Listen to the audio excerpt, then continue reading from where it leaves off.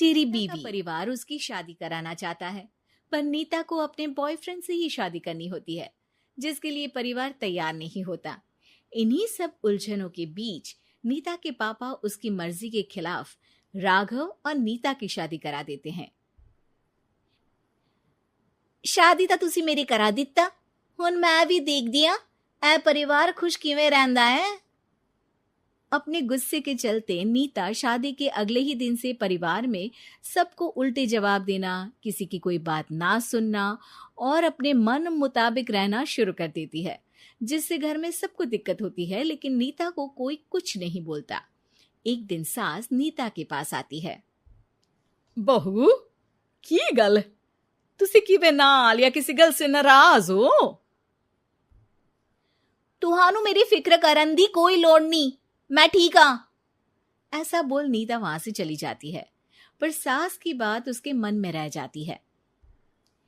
शादी के अगले दिन से ही मैं सब दे नाल किन्ना औखा बिहेव किता, फिर भी आ मेरे तो इन्ने प्यार नाल गल किवें कर सकदी आ।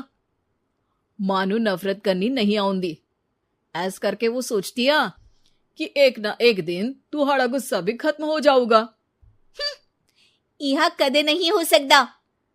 इससे पहले राघव कुछ बोलता, नीता का मोबाइल बजने लगता है, जिस पर राघव वहां से चला जाता है और नीता फोन पर बात करने लगती है।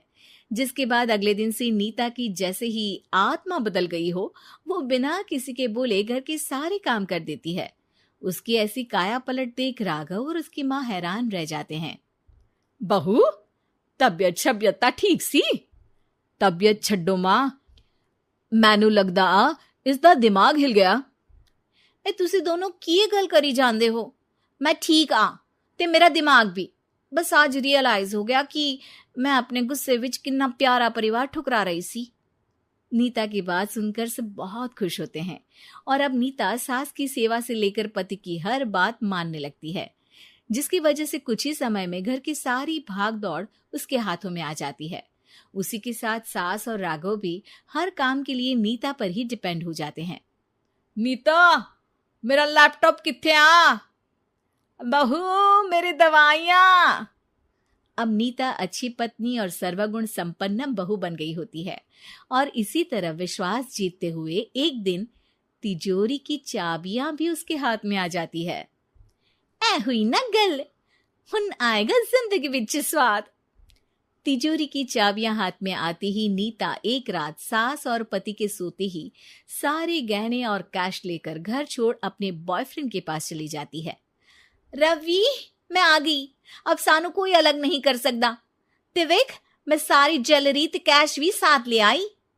नीता की ये बात सुनकर रवि खुश हो जाता है और वो दोनों साथ रहने लगते हैं, जिसमें नीता पूरा समय काम करती है तो रवि उसके लाए पैसों पर ऐश करता रहता है।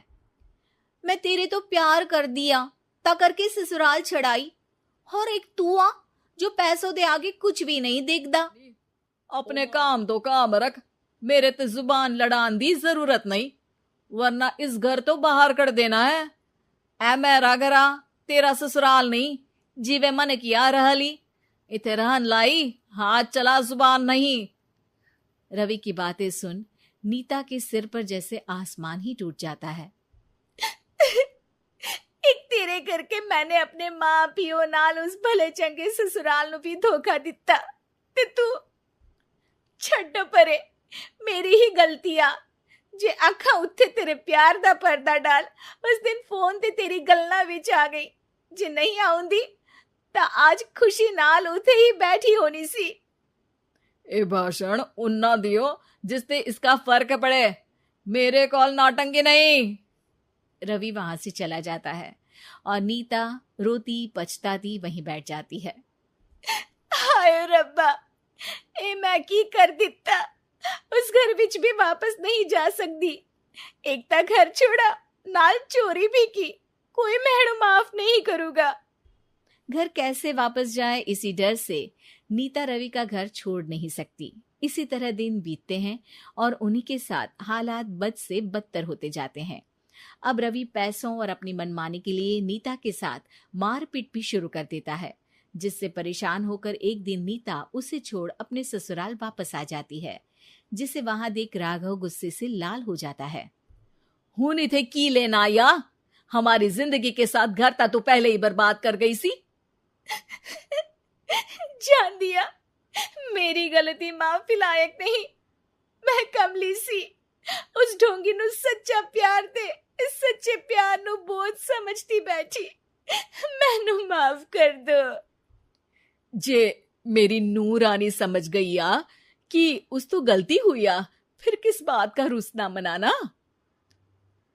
केड़ी नूं रानी? रानी बोलन जोगा इसने केड़े झंडे गाड़ दिए? मां याद कर, तेरे घर विच चोरी कर बहू ते पत्नी सब रिश्ते तोड़ भाग गई सी। और फिर की मानता रहिया, गलती हो गई सी। एक गलती ता रब भी माफ कर देता ते तू और मैं ता सिर्फ इंसान ही आ। माफ कर दे, मैं बोल रही आ ये दोबारा कदी कोई गलती नहीं करेगी। इसदा नहीं ता मेरा ही भरोसा कर ले। ठीक आ, जिवे तुहानू ठीक लगे, पर इसे बोल दे मेरे कोलो कोई उम्मीद ना रखे। तुसी जीवे कहोगे।